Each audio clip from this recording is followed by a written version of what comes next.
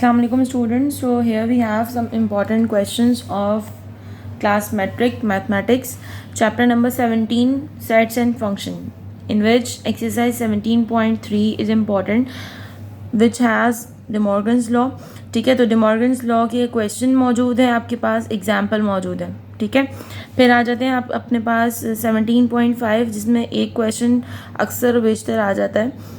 ठीक, और MCQs के टॉपिक के अकॉर्डिंग फंक्शंस का टॉपिक इम्पॉर्टेंट है. सही. Then you have chapter number 18 variation, in which question number 4 of exercise 18.1, 18.4, example number 1 which is on page number 46, example number 2 which is on page number 47. Then we have the given question, that is example number 4 page number 48, and after that you have a question number 3 of exercise 18.4. ठीक है, फिर आ जाते हैं example number 2 page number 51, example number 3 page number 52, and then exercise 18.6 question number 2 which has part number 1. ठीक है, तो basically आपके पास टॉपिक्स तो यही इंपॉर्टेंट होते हैं. हो सकता है कि कोई लिटिल बिट क्वेश्चन में चेंजेस हो जाए, अदरवाइज टॉपिक्स यही ज़्यादा इंपॉर्टेंट होते हैं जो कि आपके पास लास्ट पास पेपर्स में आ रहे हैं. ठीक है, now in chapter number 19 matrices and determinant, example number 1 page number 73, then example number 2 page number 73, example number 1 of page number 76, then example number 1 page number 78, then exercise 19.2, question number 6 is for short purpose and question number 7 and 8 which is for long purpose. Then review exercise page number 81, review exercise का question number कौन सा मौजूद है 8. ठीक है, जो कि matrix inversion method और क्रैमर्स रूल. इस पूरे चैप्टर में आपके पास 3 टॉपिक इंपॉर्टेंट है, एक adjoint method of 3x3 matrix, then matrix inversion and Cramer's rule.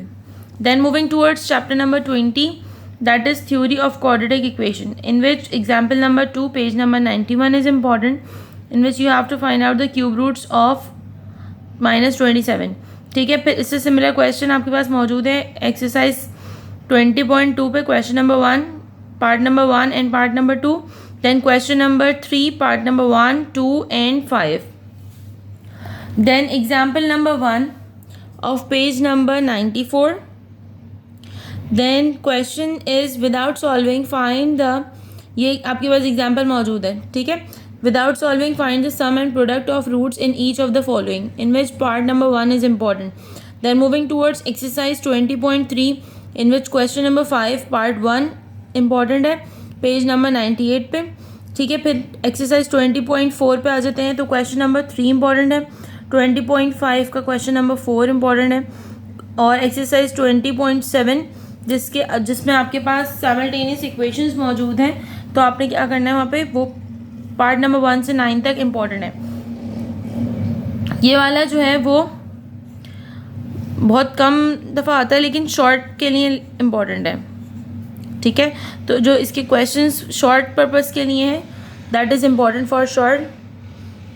Otherwise chapter number 21 partial fraction, in which 21.1, 21.2 and 21.3 is important.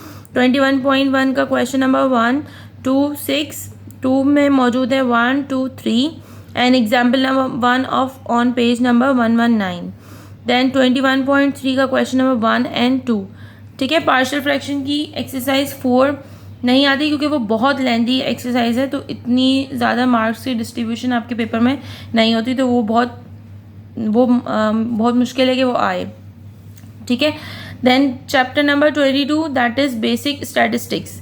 Question number, अच्छा, statistics के topic से रिलेटेड एक बात याद रखिएगा कि जिस क्वेश्चन में लॉगरिथम यूज़ हो रहा है, जहाँ पर आपने लॉग की वैल्यूज़ फाइंड आउट करनी है, तो वहाँ पर आपको कैलकुलेटर अलाउ नहीं होता.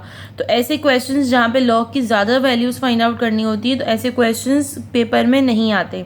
ठीक है, तो एक चीज़ ये बस याद रखिएगा कि ये क्वेश्चन की प्रैक्टिस ज़रूर रखें, क्योंकि पैटर्न का थोड़ा चेंजेस के आसार हैं, लेकिन अगर वो क्वेश्चन को देखा जाए तो लॉग बुक से निकालने की कोशिश करें, और ऐसे क्वेश्चन पेपर में बहुत लिमिटेड आते हैं जिसमें कैलकुलेशंस बहुत ज़्यादा होती हैं by using the book log book. ठीक है, तो एक्सरसाइज 22.3 इंपॉर्टेंट है, question number 1, question number 3, then इसके example number 2, example number 4 and example number 1 is important.